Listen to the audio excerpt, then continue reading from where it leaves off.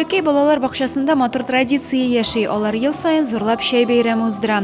Сабыйлар әниләре белән үз милләтенең сый-нигъмәтләрен әзерләп алып килә. Максатлары бер балаларны милли рухта тәрбияләү, гореф-гадәтләргә хөрмәт уяту. Бакчага 6 милләт – рус, татар, үзбәк, әрмән, таджик, башкорт балалары йөри. Это у нас называется гата. А что это? Расскажите Видите, поподробнее, как что там готовить? идет топленое масло, сахар, мука и тесто соленое, бездрожжевое. Бакча хезмәткәре Лиана Араклин әрмән халкының яратып пешерелә торган татлы ризыгын әзерләгән.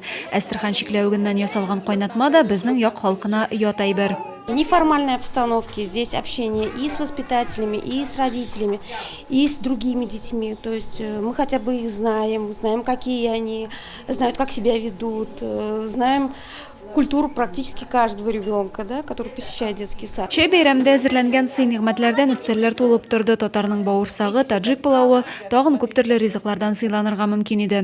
Бәйрәм кунаклары үзләре алып килгән ризыкның әзерләү рецептлары, шәй пешерү серләре белән уртаклаштылар.